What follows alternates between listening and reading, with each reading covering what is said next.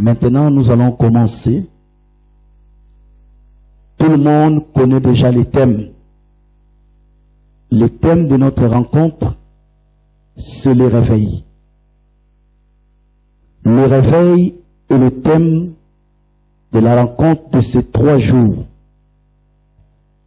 Bien-aimés, aujourd'hui, nous allons faire le parallélisme entre le mouvement des réveils que vous connaissez et puis le réveil d'après les Écritures. J'étais quelque part un jour, une personne m'a posé la question: tu es un pasteur de l'église de réveil? J'ai dit pourquoi? Pourquoi tu précises? Il me dit mais non, puisque moi je suis catholique, il y a des protestants, il y a des pentecôtistes, mais il y a aussi des gens des églises de réveil.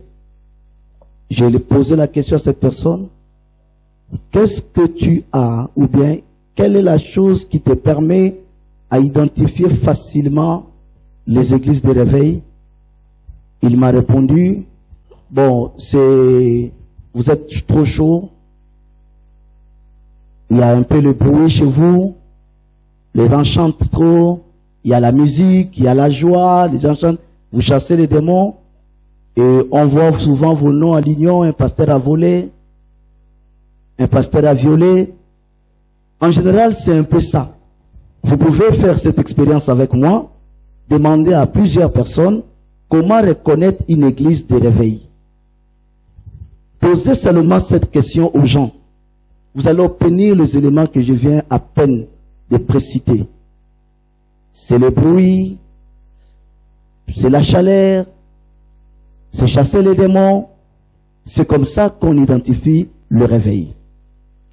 C'est pourquoi ensemble, pendant 3 jours, nous allons essayer de faire un parallélisme entre le réveil, mouvement des églises de réveil, et puis le réveil d'après les Écritures, d'après la Bible. Nous allons voir s'il y a compatibilité. En sortant d'ici, nous allons tous glorifier Dieu. S'il n'y a pas la compatibilité, nous tous ensemble, puisque nous avons l'amour du Seigneur, nous pouvons s'unir pour que le Gabon puisse connaître un vrai réveil. Je ne dis pas moi, je dis nous tous. Parce que nous avons un dénominateur commun qui est la parole. Alléluia. Bien-aimés, les églises de réveil que vous voyez au Gabon, ce n'est pas seulement au Gabon, c'est partout dans le monde. Au Congo, par exemple, il y a le pasteur Adi Nabala. C'est lui qui est le père du réveil, selon l'histoire de l'église du réveil. Au Cameroun, il y a quelqu'un. Au Gabon, il y a aussi des gens qui réclament, qui disent qu'ils sont des pères de réveil. Aux États-Unis et partout. Mais ces réveils ne que les enfants de l'église pentecôtiste. En réalité, Dieu n'a jamais créé le premier fidèle de l'église de réveil. C'est-à-dire, il n'y a pas de gens qui sont tombés au ciel pour qu'ils ouvrent une église au nom du réveil. C'était rien que la pêche dans l'aquarium.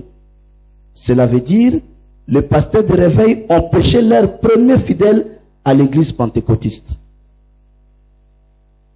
Et si vous lisez l'histoire de l'église, vous allez remarquer que le pentecôtiste aussi sort de l'église anglicane ou les églises évangéliques. Les églises évangéliques aussi, c'est l'église protestante. L'église protestante aussi a péché à l'église catholique. C'est-à-dire quoi? Je vais expliquer.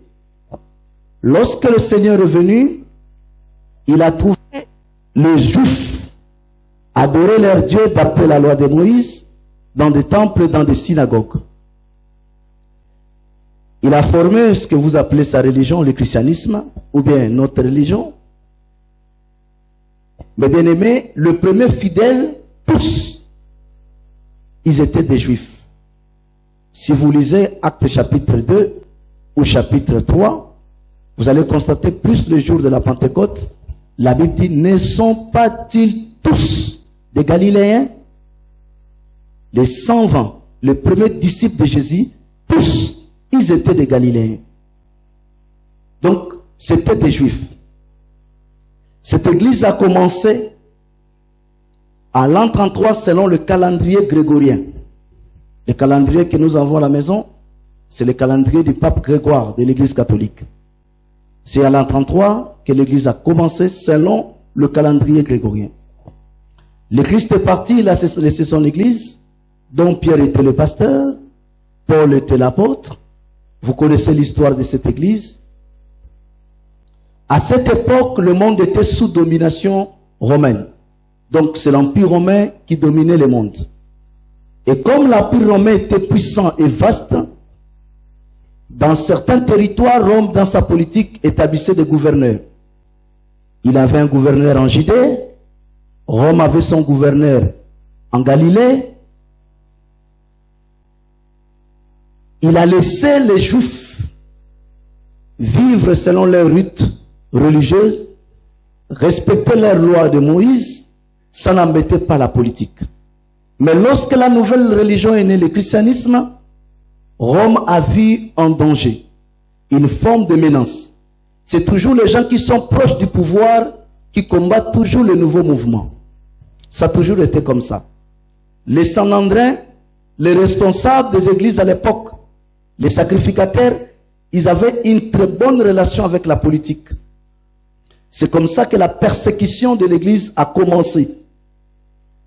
L'église était persécutée au temps de Néron. L'église était persécutée au temps de plusieurs empereurs romains. 300 ans de persécution jusqu'à l'an 312, lorsqu'un empereur romain au nom de Constantin est parti en guerre contre Marc Antrus, son ennemi, et selon l'histoire, l'empereur romain a gagné, il a vaincu avec l'aide des dieux des chrétiens. C'est pourquoi à l'an 313, il a proclamé, le 10 de Milan, la liberté de culte, où il a reconnu plus l'église, le christianisme comme la religion officielle de l'Empire romain. Et à l'an 325, il y a eu le premier concile qu'on appelle le concile de Nicée.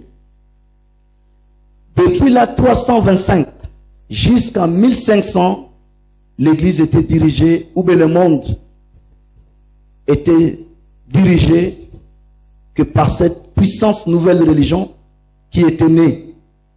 C'est l'église catholique. Depuis l'an 325, l'église catholique qui appartient à l'empereur Constantin a dominé, dirigé le monde.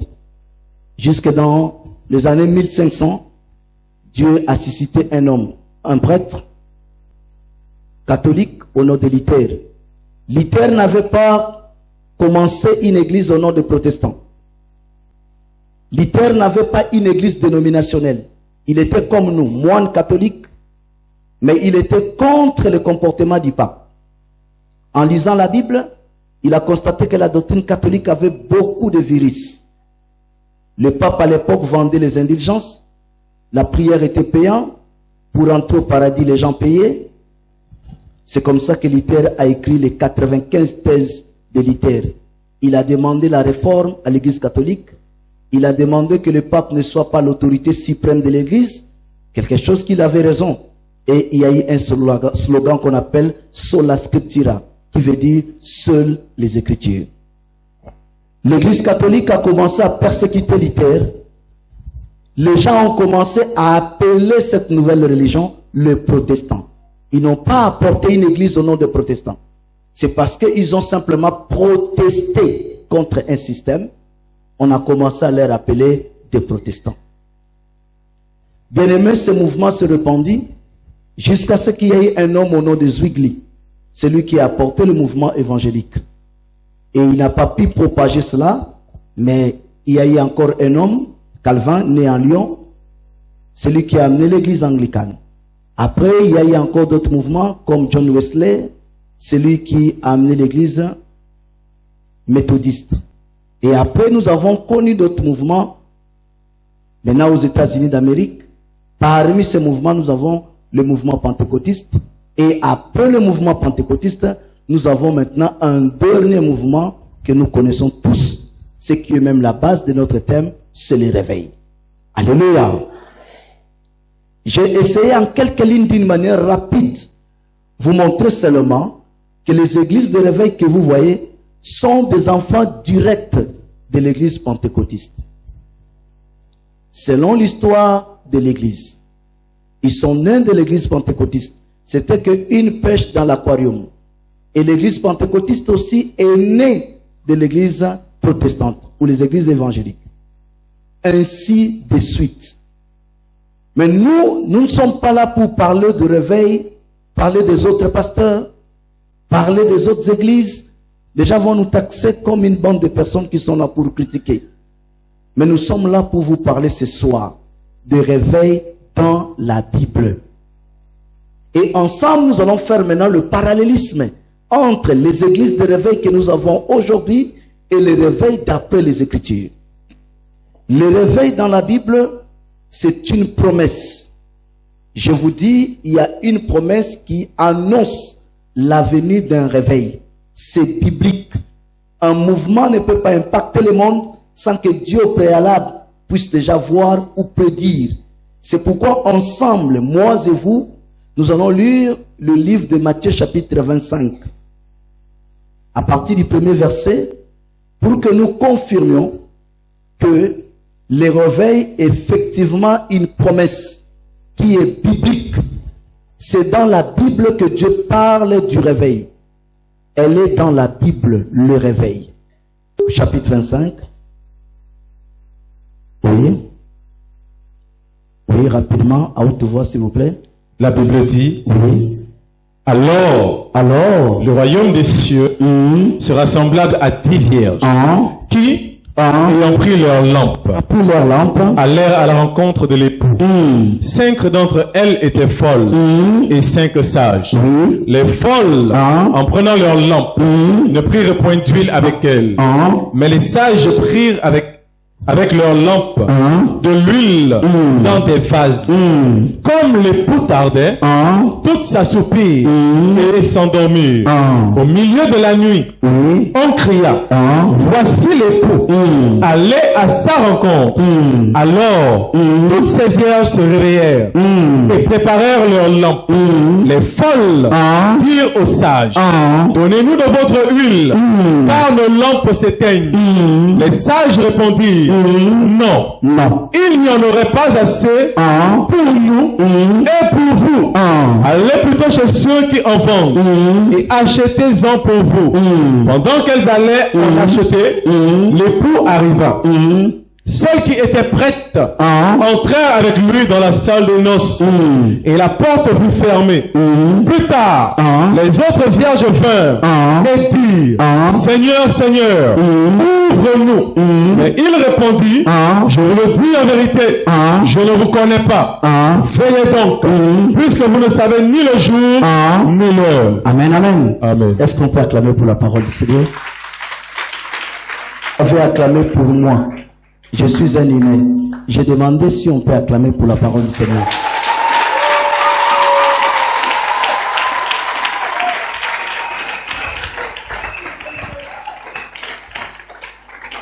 Le réveil, c'est une promesse. Dieu, dans la Bible, a promis que le monde va connaître, l'Église va connaître un réveil. Puisque nous avons lu, la Bible dit, au milieu de la nuit, on cria, voici l'époux, allez à sa rencontre. Toutes les vierges ont fait quoi? Se réveillèrent. Amen, amen. Nous voyons un réveil au milieu de la nuit. La Bible confirme, il y a un réveil. Le réveil est une promesse qui est dans une autre promesse. Nous avons une promesse générale. Suivez-moi maintenant très bien. Les choses sérieuses commencent. L'Église a une seule promesse qui est d'actualité. C'est la promesse de la seconde venue de Jésus-Christ. Je recommence. Avant la venue de Jésus-Christ, si vous êtes chrétien, vous devez connaître il y a combien de venues.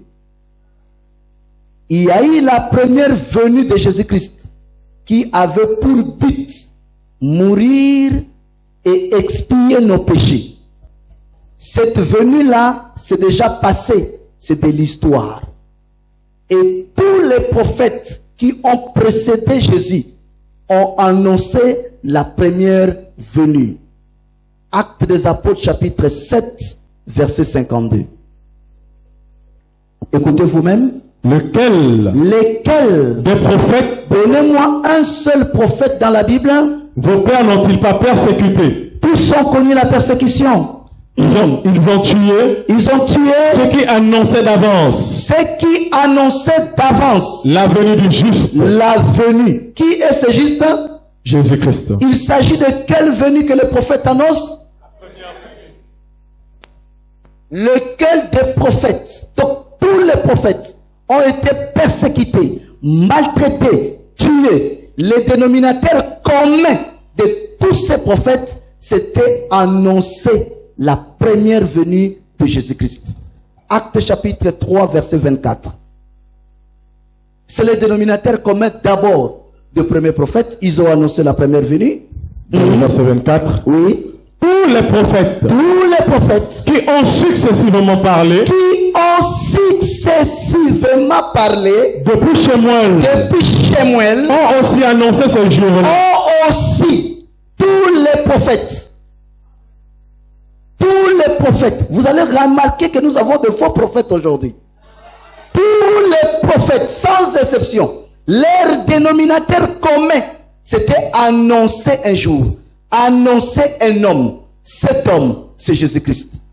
Ils ont annoncé sa première venue.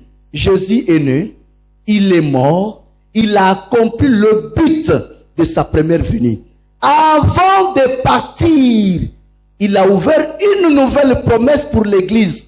Dans Jean 14, il dit ceci: je m'en vais, j'irai. Cela veut dire, il promet venir de nouveau. Revenir, c'est venir de nouveau. Donc, depuis que Jésus est parti, l'église demeure et espère à une seule promesse, la seconde. Je recommence. Il y a eu la première venue. Le but était de mourir. C'est déjà l'histoire. C'est déjà passé. Jésus est mort, il nous a sauvés. Ce qui est d'actualité, c'est maintenant son retour. Le but de la seconde venue, c'est nous prendre et nous amener au souper des noces. C'est cette promesse qui est d'actualité. Souvenez-vous, les jours de la Station, les jours où Jésus était enlevé, la Bible dit l'église, ses disciples, ils avaient le regard fixé au ciel. Pourquoi? Parce qu'une nuée l'avait dérobé. La nuée est venue, la nuée a dérobé Jésus de leurs yeux. Ils étaient là en train de regarder le spectacle. Dieu a vu un danger. Il a dépêché des anges qui sont descendus trouver l'église. Ils ont posé la question à Pierre et aux autres: hommes galiléens, pourquoi avez-vous le regard fixé au ciel? C'est Jésus-Christ qui vient à peine de partir. De la même manière, vous l'avez vu partir, de cette même manière, il reviendra. Le message des anges était quoi? Aujourd'hui, c'est la fin de la première venue. Fixez le regard maintenant vers la seconde. De la même manière, vous l'avez vu partir. Sa mission est finie. Maintenant, ce qui est important, c'est de cette même manière que vous allez le voir faire quoi? Revenir. Dès que les anges ont dit ça, ils ont cessé de s'occuper de la première venue. Ils ont arrêté de regarder le ciel. Ils sont partis maintenant pour se préparer à la seconde. L'unique promesse de l'église, c'est la seconde venue. Maintenant, dans Matthieu 25, on nous rencontre prophétiquement l'histoire de l'église depuis son commencement jusqu'à jusqu'au jour que Jésus va revenir. Matthieu 25 rapporte l'histoire. Matthieu 25 annonce l'histoire depuis le commencement de l'église jusqu'à l'enlèvement, jusqu'à la seconde venue. C'est pourquoi la Bible dit 10 vierges alla à la rencontre de l'époux. L'heure n'est pas donnée, mais prophétiquement nous connaissons l'heure, c'était à 18h. La Bible dit elles sont parties rencontrer l'époux, mais arrivé à minuit, vous voyez comment l'heure est avancée? L'époux tardait à venir. La Bible dit les vierges s'assoupirent et s'endormirent. Jusqu'à minuit, on cria. La Bible nous montre maintenant que l'église a commencé quelque part. L'église l'a persévéré. L'église l'a croyé au retour de Jésus-Christ. Mais à un certain temps, cette église doit bénéficier de la promesse. Mais avant l'accomplissement de la promesse, Dieu annonce une autre promesse. Il dit, il faut d'abord que le monde puisse connaître un réveil. C'est pourquoi j'ai dit, le réveil est une promesse qui est dans la Bible. La venue du réveil est une promesse qui est dans la Bible, dans Matthieu chapitre 25. Précisément au verset 6 à 7. Nous allons maintenant réécouter. Écoutez maintenant. 1 à 7. La Bible dit, au milieu de la nuit, au milieu de la nuit, on cria, voici l'époux, allez à sa rencontre. Alors toutes ces vierges se réveillaient, préparèrent leurs lampes. Merci. Nous sommes là à cause de cette partie. Alors toutes ces vierges endormies doivent connaître un réveil. Mais qu'est-ce qui va pousser le réveil? Bien-aimé, réveil n'est rien d'autre, cessation de sommeil et retour à l'éveil. On nous dit que les vierges étaient endormies. Si quelqu'un dort, il y a plusieurs manières de réveiller la personne. On peut réveiller la personne par le toucher. Nous avons ça dans la Bible. Pierre était en prison. Un ange est descendu pour libérer Pierre de la prison. La Bible dit l'ange a tapé Pierre ici. Ici, pan. Pierre s'est réveillé. Il dit à Pierre, sors, la porte est ouverte. L'ange a réveillé Pierre. Comment? Juste par un coup. Tu peux dormir aussi, rien que des nuisances sonores peuvent faire en sorte que tu te réveilles. Mais là-bas, on dit, on cria. Donc le réveil, c'est un cri. C'est un cri. Satan a compris que le réveil est un cri. Satan a créé son réveil à lui. Veut dire réveil où les gens crient trop.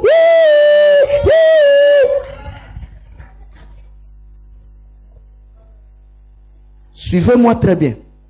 Au milieu de la nuit, on cria. Réveil n'est pas crier. Non. Réveil, c'est un cri.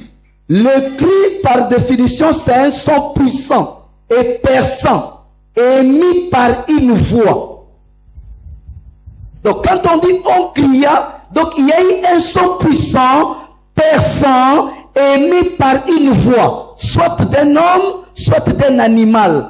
Alors, la voix, par définition, c'est un son articulé de la parole. Donc, si on a crié, s'il y avait une voix, donc il y a une parole de réveil.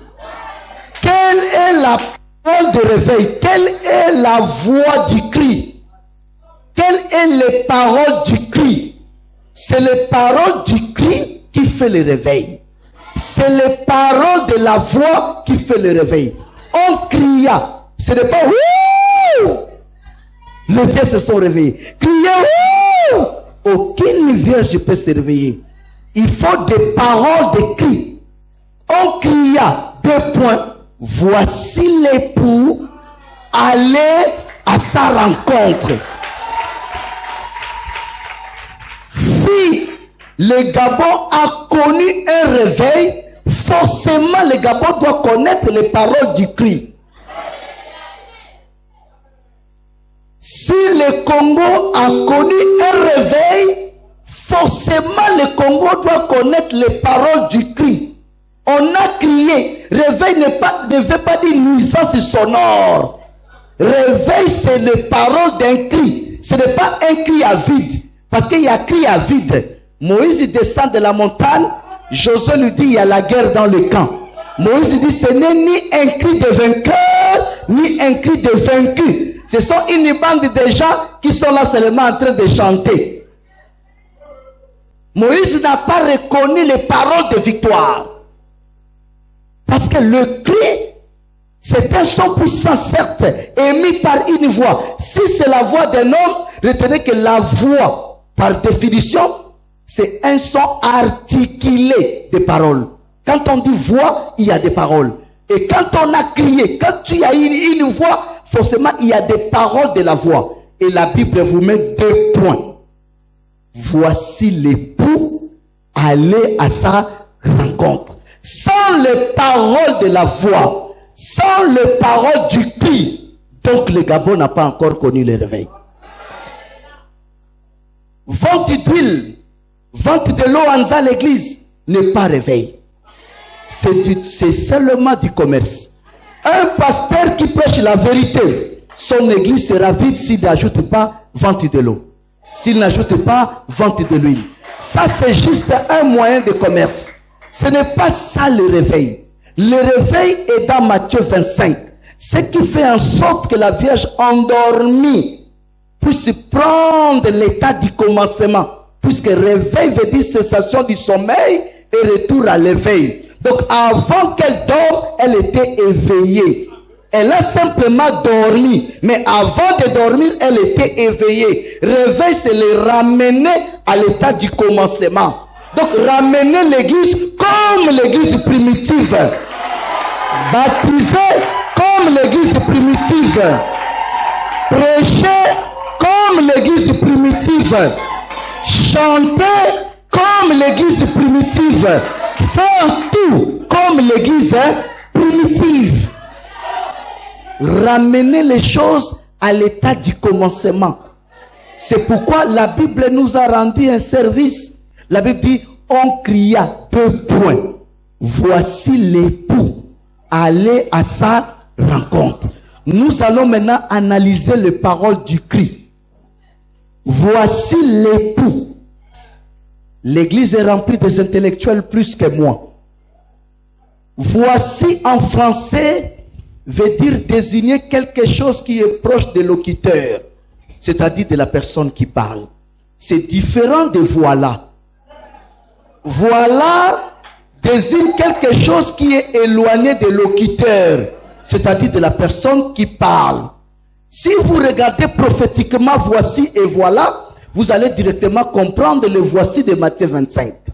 La Bible dit Jean-Baptiste étant le précurseur de la venue.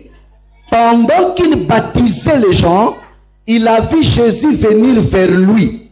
Le premier cri de Jean était quoi? Voici l'agneau de Dieu qui ôte le péché du monde. C'est comme ça que Jean a présenté Jésus. Donc Jésus était proche des gens. Jean a dit voici. La Bible dit le lendemain, Jésus passait. Là, il ne vient plus vers Jean. Il passe. Il ne vient plus. C'est nous qui devons aller vers lui. C'est le jour que Pierre l'a suivi. C'est le jour que Jacques l'a suivi. C'est le jour que André l'a suivi. Jean a vu Jésus passer de loin. Il dit, voilà l'agneau de Dieu. Il n'a pas dit qui ôte le péché du monde. Pourquoi dans voici, il dit qui ôte le péché du monde, et dans voilà, il ne dit pas celui qui ôte le péché du monde. Parce que quand il est venu pour la première fois, le but était de ôter le péché.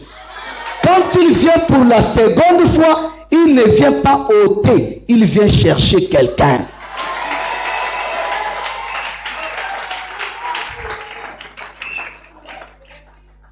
En ce moment, nous attendons plus un Jésus qui va mourir. Nous attendons un Jésus qui viendra nous chercher. Voici désigne quelque chose qui est proche. Donc quand on dit dans Matthieu 25, voici l'époux. Donc on nous montre que quand tu auras le réveil dans un pays, sachez que Jésus est proche. L'époux, c'est Christ. 2 Corinthiens 11 nous dit que Christ est l'époux. Je vous ai fiancé à un seul. C'est Christ. On dit voici. Donc, on nous montre que l'époux est comment? Proche. C'est ce qui fait le réveil. Voici l'époux. Donc, au moment où le réveil arrive dans un pays, sachez-le, Jésus est proche à la porte. Dans Matthieu 25, on l'appelle époux. Mais dans Matthieu 24, il n'est pas époux. Il est une saison. On l'appelle été. Lorsque vous verrez toutes ces choses s'accomplir, lorsque le figuier va bourgeonner, lorsque les feuilles vont pousser, lorsqu'il y aura les fruits, sachez que l'été est comment? Proche. Dans Matthieu 24, Jésus est une saison. La saison du soleil, l'été, où il y a beaucoup de fruits. La Bible dit, faites cette comparaison. Comparez cela avec le figuier. Le figuier, c'est Israël.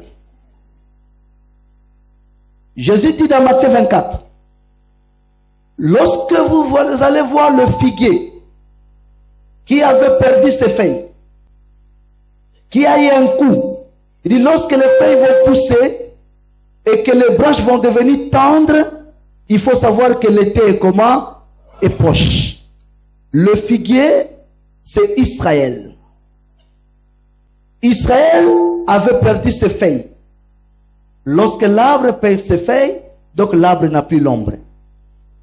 Et lorsque l'arbre n'a plus l'ombre, personne ne peut abriter sur cet arbre. À l'an 70, après la mort de Jésus-Christ, le général romain, au nom de Titus, est entré à Jérusalem.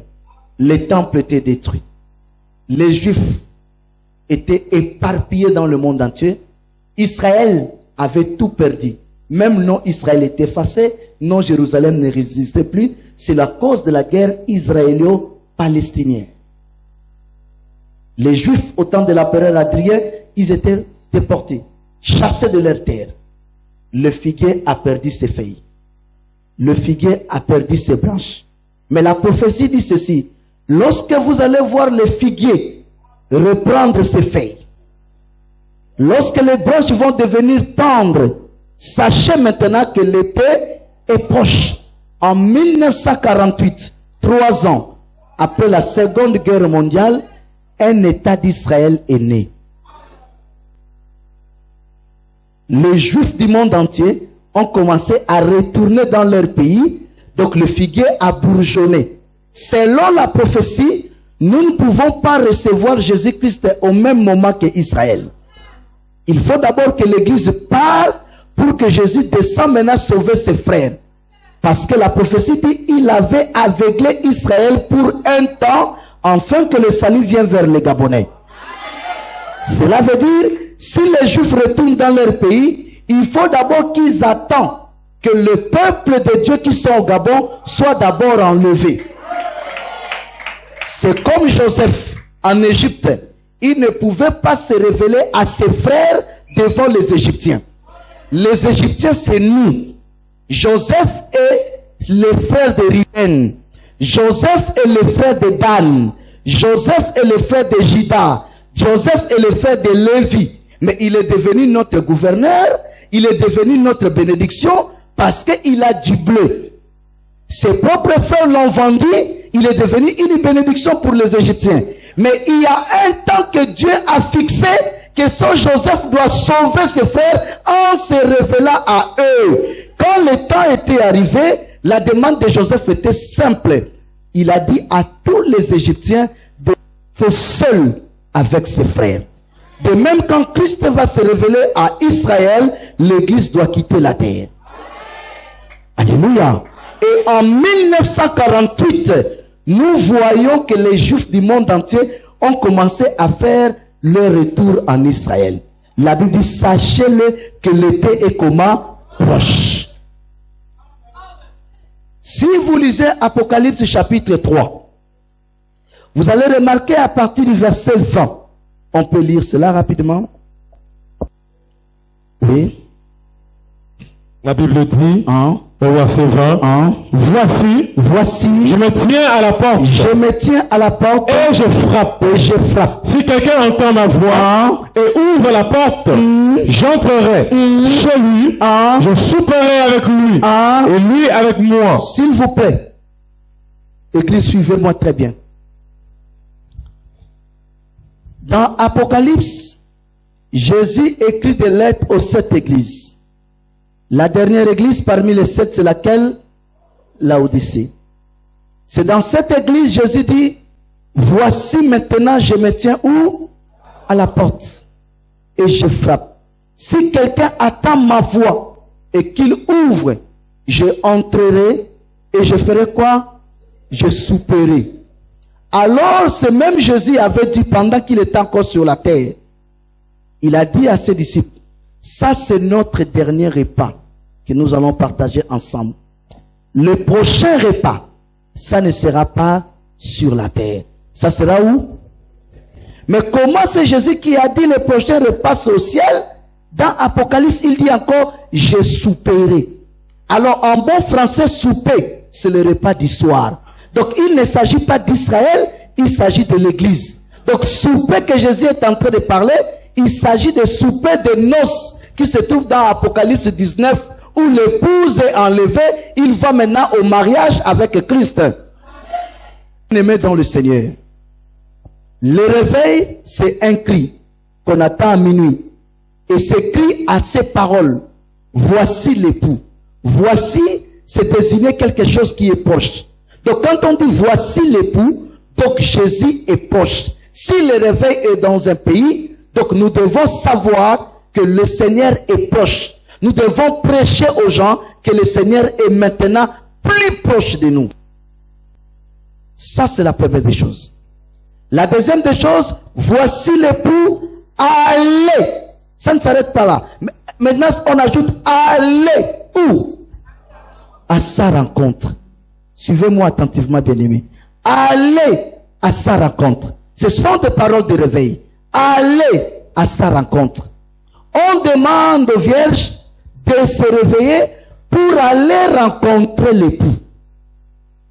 Bien-aimés dans le Seigneur, rencontrer l'époux que vous voyez, c'est déjà un message qui existe.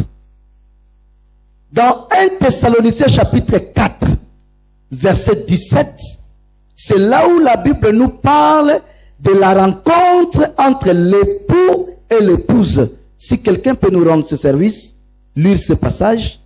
Le verset 17. Ensuite, nous les vivants, tous serons restés. Nous serons tous ensemble. Enlevés avec eux. Sur les nuées. À la rencontre du Seigneur. Dans les airs. Suivez-moi très bien. Selon la promesse, le jour que Christ apparaîtra, il y a une différence. La première venue, il est né. La seconde venue, il ne naîtra plus. Il apparaîtra. Excusez-moi. Le jour que Christ apparaîtra, la Bible dit, les morts en Christ vont faire quoi? Les vivants vont transfigurer. Ensemble, nous allons monter à la rencontre du Seigneur. C'est illustré dans Matthieu 17. Pendant que Jésus priait, la Bible dit, il a transfiguré. Il était au milieu de deux hommes. Matthieu 17 dit, Jésus a transfiguré. Il a porté un corps de gloire, mais il y avait deux hommes au milieu de lui. Il y avait qui et qui? Moïse et qui? Élie. Les deux hommes que vous voyez représentent deux choses. Moïse représentait les morts et Élie représentait les vivants. Puisque Élie n'était pas mort, Élie était enlevé. Moïse est mort. Quand Christ viendra avec le corps de gloire, il y aura deux catégories des hommes. Il y aura les morts en Christ qui représentés par Moïse qui vont ressusciter et les vivants ensemble. Nous allons faire quoi? Transfigurer. Nous allons monter à la rencontre de qui? C'est pourquoi là-bas on dit, voici l'époux, allez à sa rencontre. Donc, comme il est proche, cela veut dire il a quitté le trône de grâce. La grâce est peut-être finie. Il quitte le trône, l'église aussi doit quitter la terre. Nous allons nous rencontrer dans un terrain neutre. Il ne mettra plus pied sur la terre. La Bible dit c'est dans les heures. Maintenant, quand on dit voici l'époux, allez à sa rencontre. Donc, on dit à l'église maintenant, Jésus est là, votre époux. Préparez-vous maintenant à rencontrer l'époux. Je vais vous expliquer cela d'une manière prophétique. L'homme qui crie là, vous allez le découvrir maintenant de la manière prophétique. Eliezer va chercher une femme pour Isaac. Dans Matthieu 24. Isaac, selon la Bible, est le type de Christ. Abraham avait deux femmes. Sarah et Agar. Il avait deux enfants. D'une manière prophétique. Isaac et Ismaël. Nous savons que Isaac est le type de Christ, fils de la promesse. Né selon la promesse. Les jours de mariage d'Isaac, c'est-à-dire de mariage de Christ, on envoie un serviteur pour une mission, préparer la femme pour Isaac. Eliezer va chercher la femme d'Isaac. Eliezer marche avec la femme d'Isaac, Rebecca. Arrivé dans un champ, Rebecca lève les yeux, il voit un jeune homme qui vient à leur rencontre. Elle pose la question à Eliezer. Qui est cet homme qui vient à notre rencontre? La femme veut savoir qui est cet homme. Eliezer dit à Rebecca, c'est mon Seigneur. Dès que Rebecca a compris que c'est le Seigneur, la Bible dit, elle s'est voilée. Quand la rencontre commence, la première des choses, il faut entrer dans une phase de préparation. Genèse 24, verset 65. Dans le verset 62. Rebecca leva aussi les yeux. Vit Isaac. Et descendit de son chameau. Elle dit au serviteur. Qui est cet homme? Qui vient dans le champ. À notre rencontre. Le serviteur répondit. C'est mon Seigneur. Alors elle prit son voile. Et se couvrit. Merci. Elle marchait sans voile. Elle n'avait pas de voile. Mais elle avait la promesse, je vais rencontrer mon mari. Lorsqu'on l'a dit, voici il est là, c'est lui. Automatiquement, Rebecca a fait quoi? S'est voilée. De la même manière dans Matthieu 25, dès qu'on dit aux vierges, voici l'époux, allez à sa rencontre, la première des choses que les vierges ont fait, elles ont commencé à se préparer. Voilé est le symbole de la soumission. 1 Corinthiens chapitre 11 dit, verset 5, une femme doit être voilée pour montrer à tous les gens qu'elle a la marque d'autorité sur sa tête. C'est-à-dire, elle est soumise à son mari. Donc si on nous dit dans Matthieu 25, voici l'époux, allez à sa rencontre, et que les vierges se sont réveillées, elles ont commencé la préparation. Cette préparation, c'est déjà une manière d'accepter, à se soumettre à la parole. Est-ce que quelqu'un comprend? La première église, elle était soumise à la parole. C'est la parole qui était l'absolu de la première église. Aujourd'hui, c'est les hommes qui sont des absolus. Chaque église a son pape. À l'église catholique, la Bible ne dit absolument rien. Celui qui a le dernier mot, c'est le pape. Si le pape décide aujourd'hui, les hommes vont se marier entre eux, ça passe. Quand l'église catholique a commencé, les prêtres se mariaient.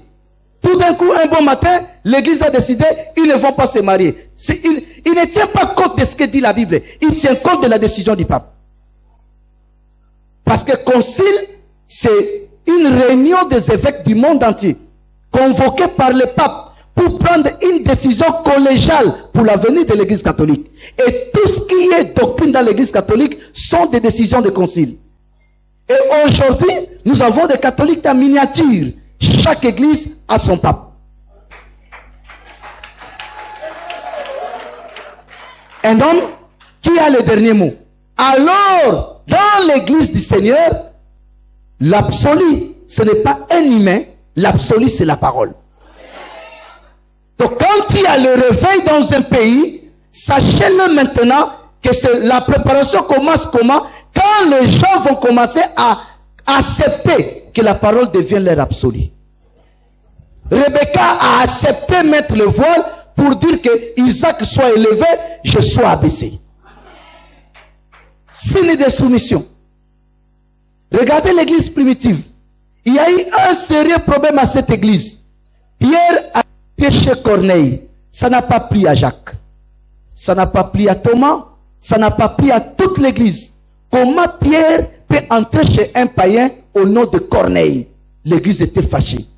Mais quand ils ont posé la question à Pierre, Pierre a dit à tout le monde, moi Pierre, je me suis souvenu de la parole du Seigneur et je ne pouvais pas m'opposer à la parole du Seigneur. La Bible dit, quand Pierre a dit, je ne peux pas m'opposer à la parole du Seigneur, la Bible dit, tous se calmèrent. Chacun peut avoir son avis sur la doctrine, mais l'absolu, c'est la parole. Ils n'étaient pas d'accord avec Pierre, mais ils se sont calmés parce que Pierre a dit la parole de qui? Du Seigneur. Comme la parole du Seigneur était leur absolu, peu importe leur avis, l'église était dirigée pas par Jacques, pas par Pierre, mais elle était dirigée par la parole du Seigneur. Quand il y a un réveil, vous allez remarquer, dans ces églises, les gens sont soumis à la parole. Elle est soumise. L'église est soumise à la parole. Je ne sais pas si quelqu'un me comprend. La préparation commence comme ça. Voici l'époux. Allez à sa rencontre. Toutes les vierges. On fait quoi? Se sont réveillées. Et quand elles se sont réveillées, elles n'ont pas rencontré directement l'époux, elles ont commencé à se préparer. Dans Apocalypse 19, la Bible dit, la noce de l'agneau est là. Son épouse a fait quoi? S'est préparée. Comment? La Bible dit, elle avait l'habit de noces. Et l'habit de noces, c'était l'habit de fin lin. Qui veut dire les œuvres de sang. Et dans Proverbe, on dit la tenue d'une femme soumise, c'est un habit de fin lin. Une femme vertueuse porte un habit de fin lin. Il ne s'agit pas de femmes que nous avons à la maison. Une église aussi vertueuse qui a encore ce drachme, elle est soumise à la parole. Je ne sais pas si quelqu'un comprend. La femme, lisez bien Proverbe 31 dans votre maison, l'habit de la femme vertueuse. C'est du fin lin. Et dans Apocalypse 19, l'église qui est l'épouse, avant le noce de l'agneau, elle était préparée. Avant les noces, on se prépare. Dans Matthieu 25, rencontrer l'époux, c'est ça noce. Noce veut dire fête de mariage. Elles sont parties rencontrer l'époux. Et lorsque le réveil est venu, la Bible dit les vierges se sont réveillées, elles ont commencé la préparation. La question que je pose à tout le monde, depuis que le Gabon a connu le réveil, est-ce que l'église du Gabon s'est préparée à rencontrer l'époux?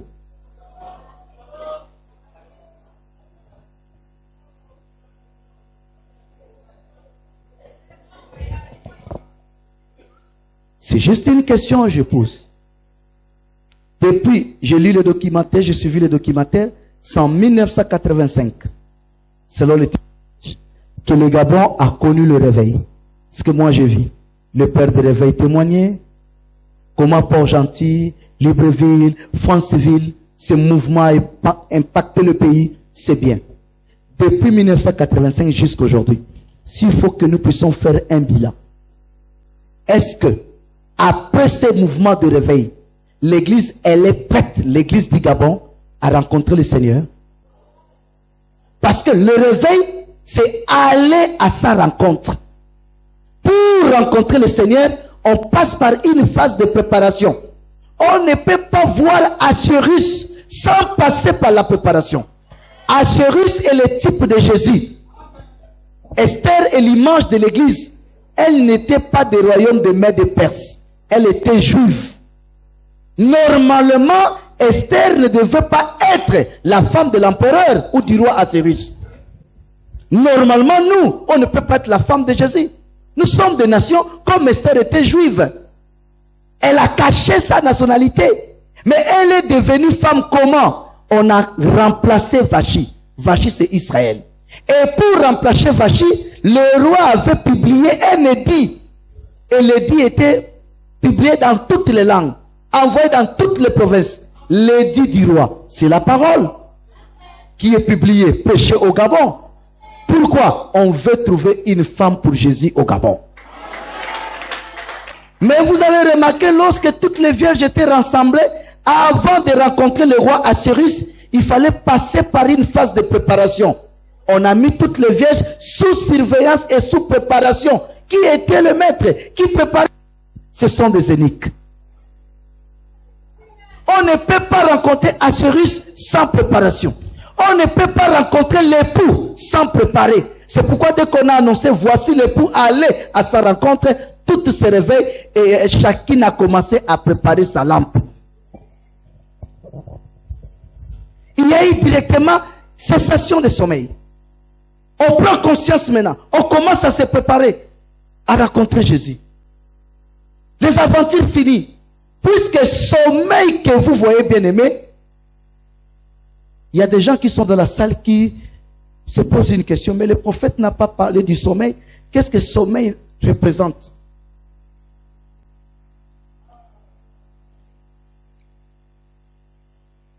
En réalité, ces églises ne sont pas des églises de réveil, ce sont des églises de sommeil. Si nous essayons d'expliquer vraiment le sommeil, vous allez comprendre que ce n'est pas le réveil. Suivez-moi, bien-aimés. Pour comprendre le mystère du sommeil, il faut forcément comprendre la cause du sommeil. Qu'est-ce qui amène la Vierge de s'endormir? Elle a fait des bonnes idées. Je vais rencontrer l'époux. La Bible dit, comme l'époux tardait. C'est la cause du sommeil. Comme l'époux tardait à venir, toute s'assoupit. Jésus a promis revenir. La première église n'avait pas de problème. Paul a dit, il a poussé les bouchons plus loin. Il dit, nous les vivants, nous ne dépassons pas ceux qui sont morts. Paul croyait, lui, il ne va pas mourir sans avoir vu Jésus. Paul croyait Jésus va revenir de son vivant. Mais il est mort, c'est Jésus qui va venir.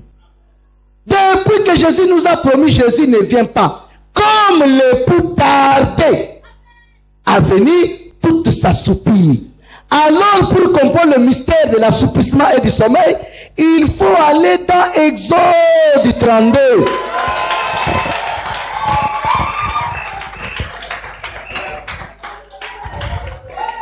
Parce que c'est dans Exode 32 que la Bible dit, le peuple aussi attendait Moïse. Et Paul a dit, Moïse est le type de Jésus. Israël est le type de l'église. Mais comme Moïse tardait à venir ou à revenir, c'est là où le peuple en fait un veau d'or. Donc le sommeil que vous voyez, c'est déjà la fabrication de veau d'or. C'est juste une mort spirituelle. Exode 32, verset 6. Le lendemain, ils se levèrent de bon matin. Et ils offrirent des holocaustes et des sacrifices d'action de grâce. Le peuple s'assit pour manger et pour boire. Puis ils se levèrent pour se divertir. L'Éternel dit à Moïse, va, descends. Car ton peuple que tu as fait sortir du pays d'Égypte s'est corrompu. Ils se sont promptement écartés de la voie que je leur ai faite. S'il vous plaît, comme Moïse tardait à venir, comme l'époux tarde à venir, les vierges s'endormirent. Là-bas, Moïse tardait à venir. Dieu dit à Moïse, ton peuple s'est corrompu et s'est écarté de la parole. Le sommeil que vous voyez, c'est-à-dire le peuple s'est écarté totalement de la parole. Je ne sais pas si quelqu'un comprend. Lis le verset 7. Au verset 7. Reprends que cela, oui. L'Éternel dit à Moïse, va, descends. Car ton peuple, tu avais sorti du pays d'Égypte, s'est corrompu. Ils se sont promptement écartés de la voie que je leur avais prescrite. Ils se sont fait un veau en fonte. Quand on parle de veau d'or, c'est s'éloigner de la parole. Et quand ils se sont éloignés de la parole, ne dites pas qu'ils étaient des hommes malheureux. Ils étaient des hommes heureux.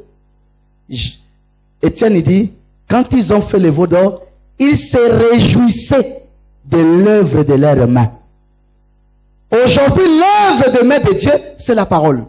Lorsque nous rejetons la parole, nous allons nous retrouver en train de se réjouir.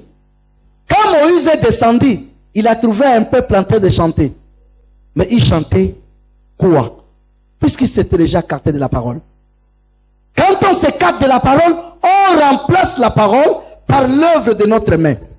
Au lieu de prêcher la vie aux gens, on commence à créer des musiciens à l'église.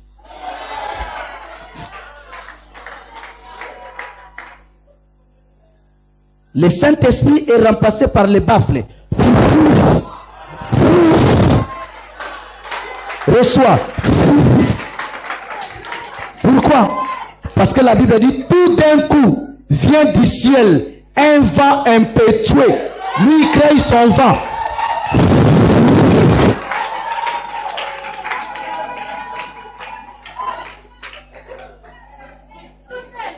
Tout est remplacé. Le peuple s'est écarté de la voie. C'est ça le sommeil. Comme Moïse tardait à venir, comme l'époux tarde à venir, tout s'assoupir. S'assoupir, ça ne veut pas dire que vous allez trouver les gens à l'église en train de dormir. C'est-à-dire le peuple est corrompu et le peuple s'éloigne de la parole. Maintenant, il faut un réveil, ramener l'église à l'état du commencement. Les gens veulent seulement de petits exemples pour qu'ils confirment que nous avons le sommeil. Fais le tour de Libreville. Essayez de faire avec moi, ou vous-même à la maison, le tour de Libreville. Vous allez remarquer une chose. Dans des grands carrefours, partout il y a des panneaux. Nous avons un programme, nous avons des affiches partout. Nous avons mis thème. Réveil. Thème en français veut dire sujet à développer. Ou parler de tel sujet. Français simple. Thème veut dire nous allons parler de tel sujet ou sujet à développer. Parce que dans la fiche, on ne peut pas dire tout. On donne l'adresse et on donne les thèmes. C'est-à-dire, en venant, voilà les sujets que nous allons développer. Faites le tour de Libreville, des grands panneaux publicitaires. Lisez une seule chose. Ne regardez pas leur visage. Cherchez là où c'est écrit thème. Lorsque vous allez voir le thème, grand basculement.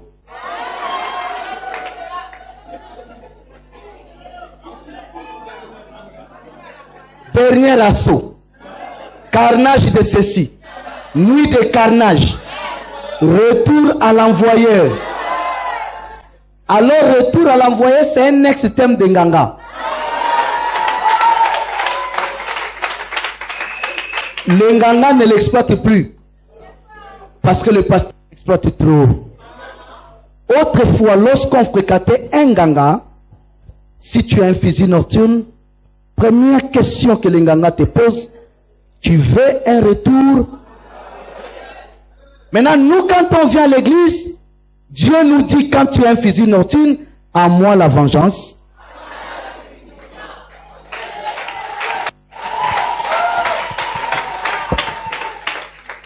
C'est ce que Dieu nous enseigne. Thème veut dire sujet à développer ou ce que nous allons parler. Dans la Bible, il y a plein de thèmes. Ceux qui nous ont précédés, ils avaient des thèmes. L'église a commencé même avec un thème. Le jour de Pentecôte. Pierre a dit à l'église, devant 3000 personnes, permettez-moi de vous parler librement au sujet du patriarche David. Donc, le thème de Pierre était David. Quand Pierre a pris David, il a dépiécé David, il a fait sortir Jésus.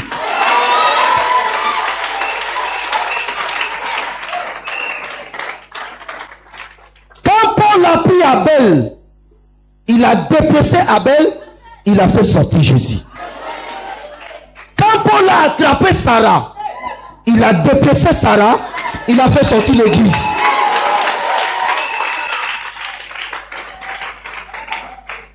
Quand aujourd'hui j'ai pris Esther, je l'ai dépiécé, j'ai fait sortir l'église.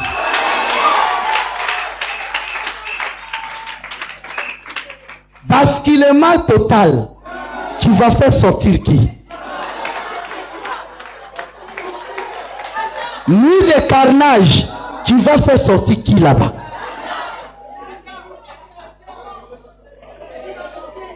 Vous allez remarquer toute la Bible. Ce n'est pas moi. Paul a dépiécé Abraham.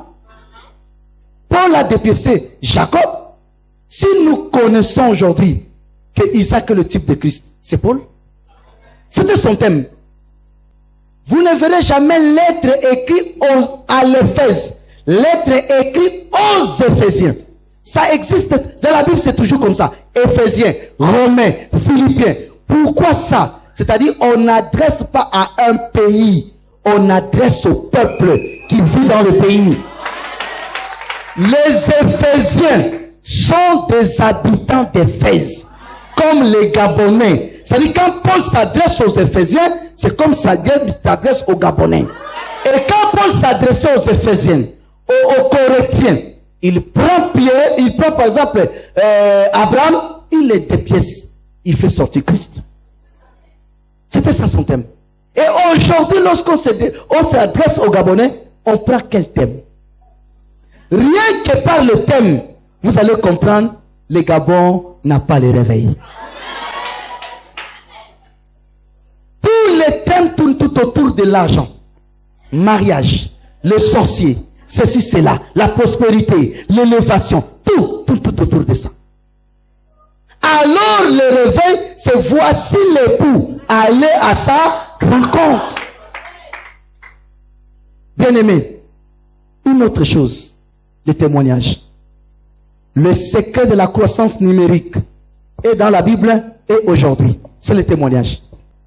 Pour attirer plus du monde, tous les pasteurs, lorsqu'ils passent à la télé, ils ont toujours un CD. Suivez vous-même. Un tel est venu comme ça. Il montre que le bien. Alors dans la Bible, même là où ça n'a pas marché, on montre. Et avant de faire montrer ça à la télé, ça passe d'abord par le montage. Tout ce que vous voyez, c'est le montage. On fait le montage, après on fait passer à la télé. Quand on fait passer à la télé, les gens témoignent. Nous tous, nous écoutons le témoignage. Et c'est ce témoignage qui nous attire. Même dans la Bible, il y a eu des témoignages. Pour créer la croissance à l'église, il y a eu des témoignages. Mais le témoignage de la Bible est différent des témoignages que nous voyons. Dans la Bible, par exemple, la Bible dit, l'évangile arrive dans une ville à Éphèse. La Bible dit, les gens venaient confesser publiquement tout ce qu'ils ont fait. Et le nombre de disciples s'augmenta. Aujourd'hui, nous ne voyons pas des témoignages de quelqu'un qui était voleur, qui a laissé. Nous ne voyons pas de témoignages de pécheurs qui ont laissé le péché. Je ne sais pas si vous comprenez. Si vous lisez Acte 19, vous pouvez lire Acte 19. Matthieu, je crois à partir du verset 17. Dans le verset 17, il est dit, cela fut connu de tous les Juifs et de tous les Grecs qui demeuraient à Éphèse. Et la crainte s'empara de tous. Et le nom du Seigneur Jésus était glorifié. Comment ça me permet? Plusieurs de ceux qui avaient cru venaient confesser et déclarer ce qu'ils avaient fait. Et un certain nombre de ceux qui avaient exercé les arts de magie, ayant apporté leurs livres. S'il vous plaît, les gens venaient confesser, déclarer ce qu'ils avaient fait. Vous avez vu braquage à Rio tel jour.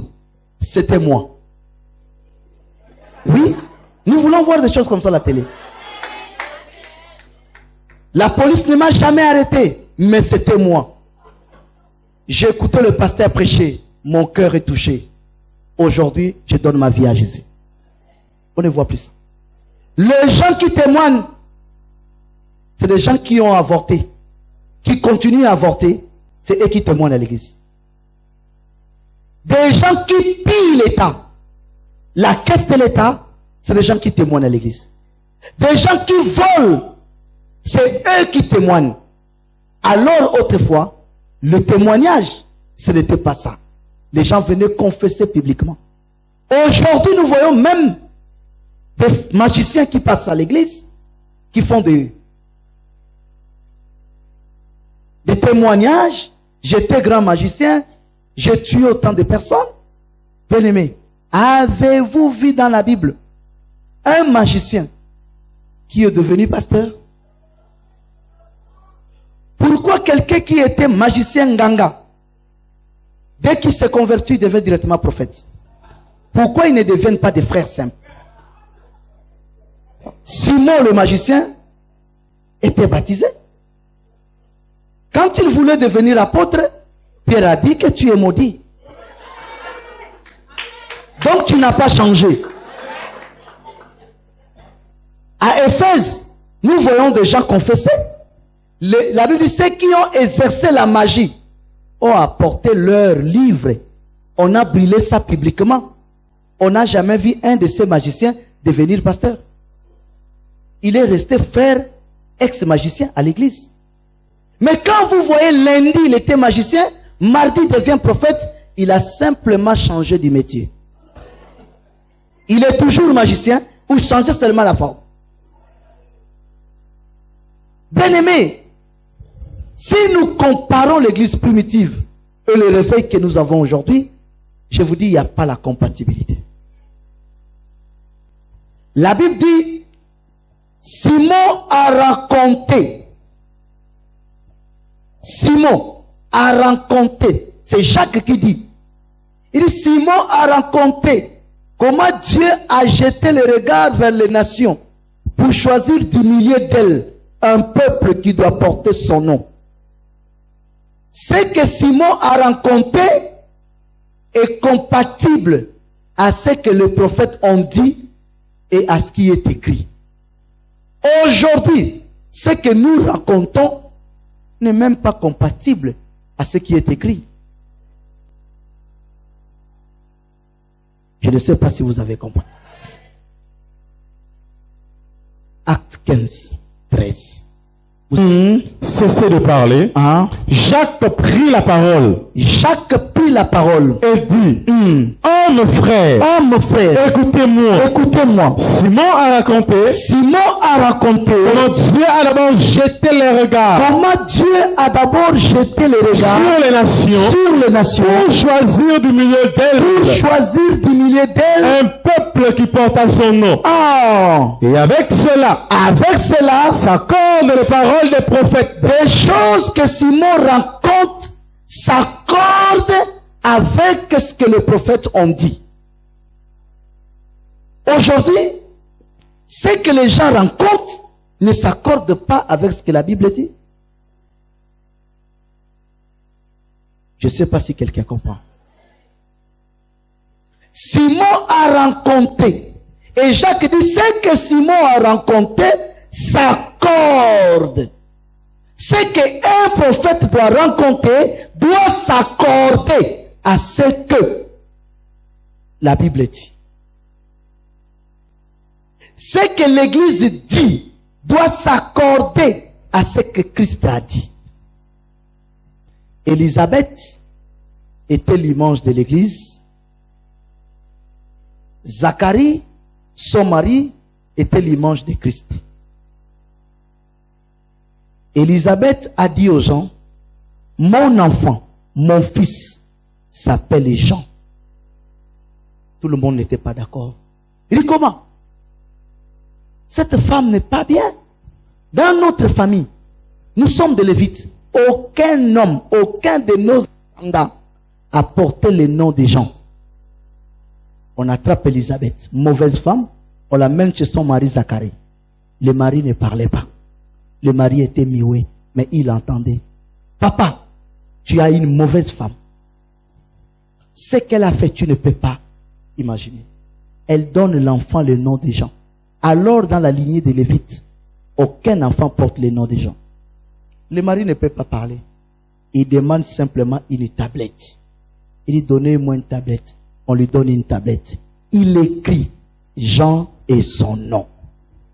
Il remet la tablette. Quand on regarde ce que le mari écrit et ce que la femme dit, il y a compatibilité. Automatiquement, le mari a parlé. Vous voulez dire que Jésus parle dans votre église? Pour qu'on croie que Jésus parle, ce que vous dites dans votre église doit être compatible à ce qui est écrit.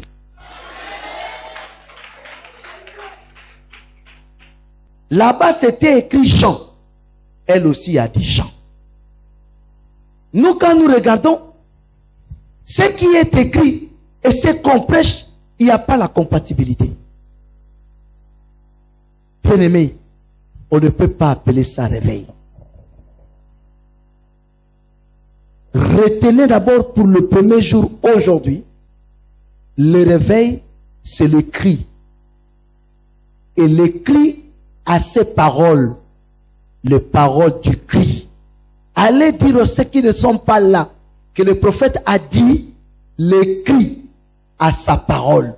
C'est quoi? Voici l'époux, allez à sa rencontre.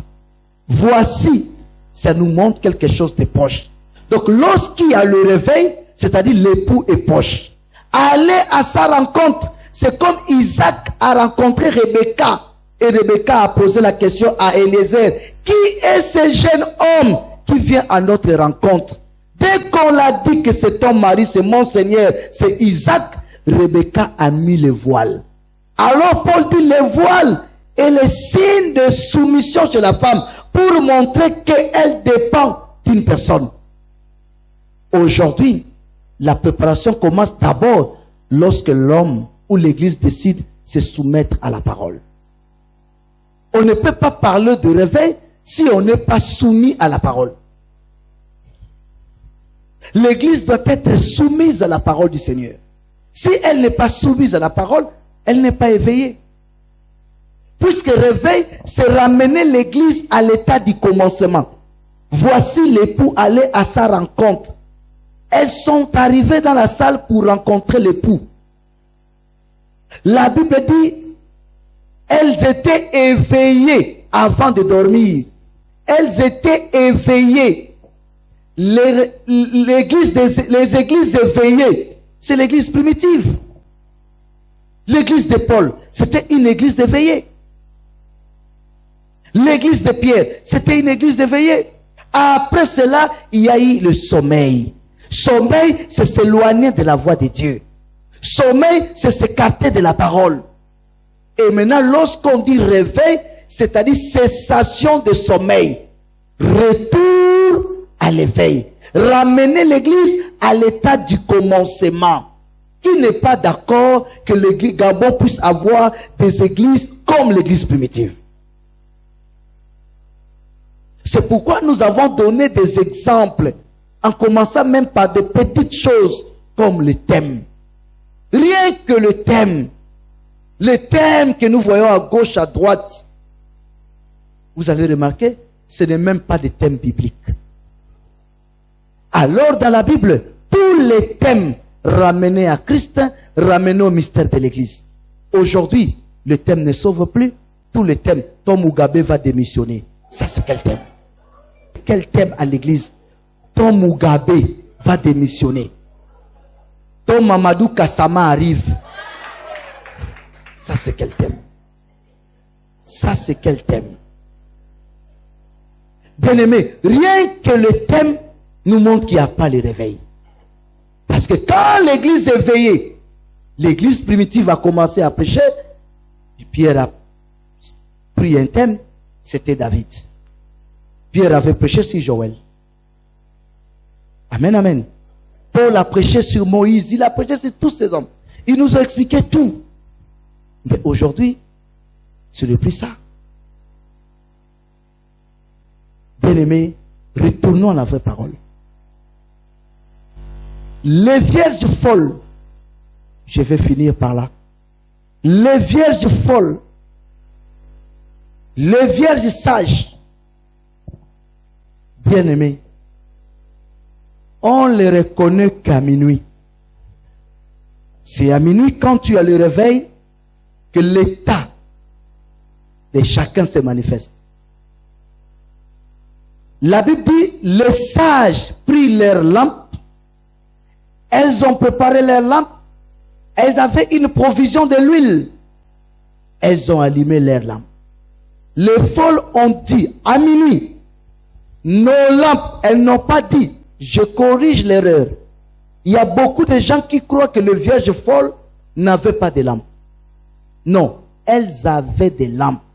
La lampe dans Psaume 119, verset 105, c'est la parole. Elles avaient des lampes. Mais elles ont dit quoi, Mini? Nos lampes s'éteignent. Pourquoi? Parce que nous n'avons plus assez d'huile. Aujourd'hui, je tiens à informer tout le monde. La lampe du protestant s'est éteinte.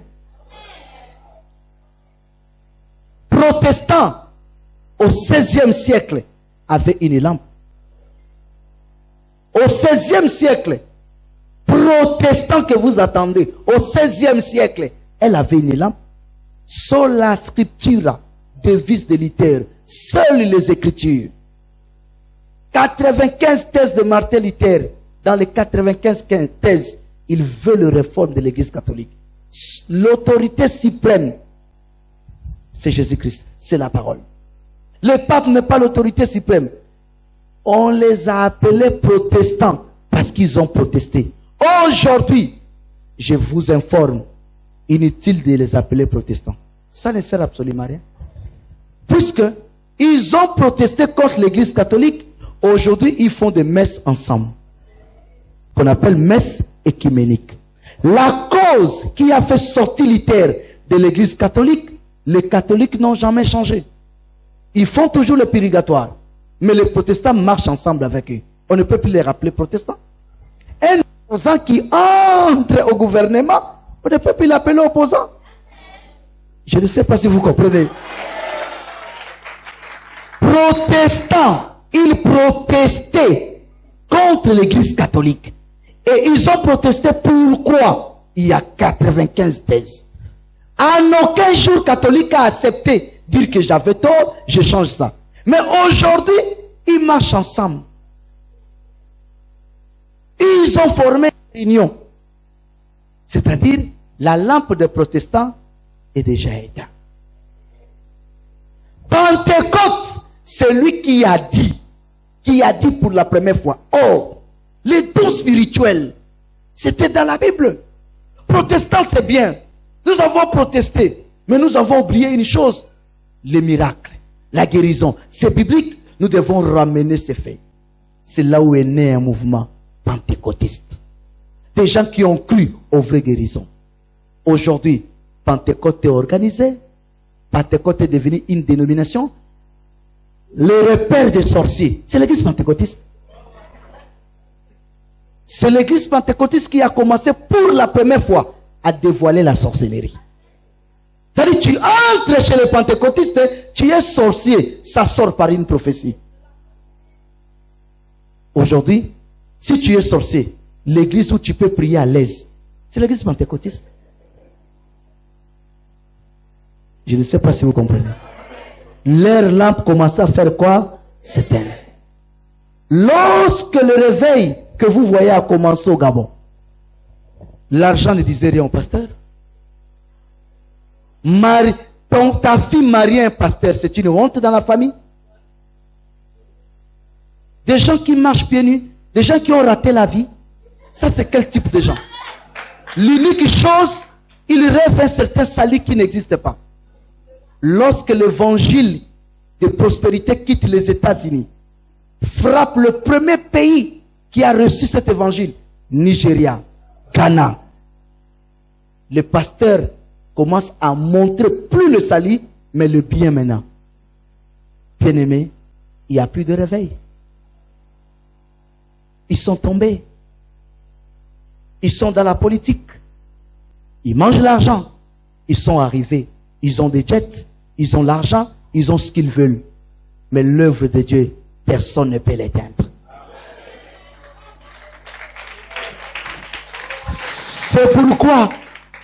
C'est pourquoi je vous demande, mes frères, ensemble, c'est possible que nous puissions ensemble mettre le vrai réveil au Gabon. Le réveil d'après les Écritures. Un réveil, je vais vous montrer Satan. Je vais vous montrer cela. C'est ça le rôle aussi du prophète. Si le miracle que vous attendez à gauche, à droite, c'était des miracles qui viennent de Dieu, puisque nous avons deux types de miracles dans la Bible.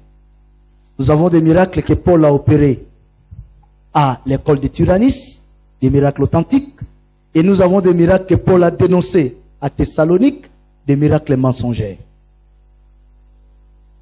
Si le miracle que vous voyez à l'église, il parle des miracles, vient de Dieu, je lance un défi. Suivez-moi très bien. Qu'un pasteur qui fait le miracle, c'est simple. Il vient, il met thème, l'enlèvement. Il pêche jusqu'à la fin, il finit, il fait son miracle.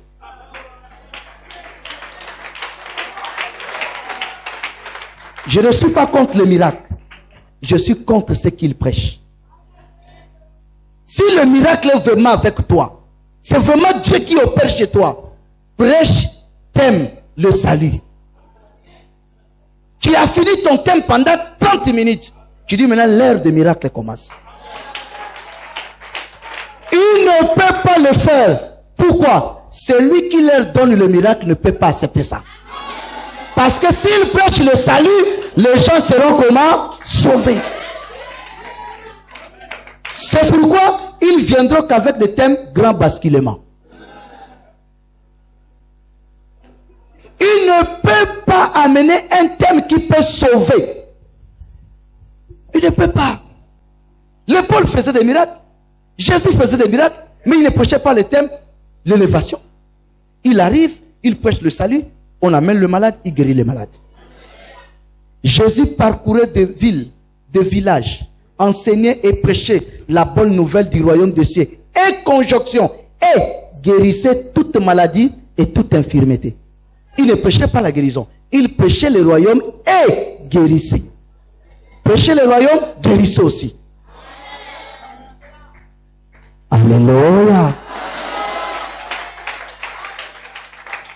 C'est ce que nous voulons amener dans ce pays.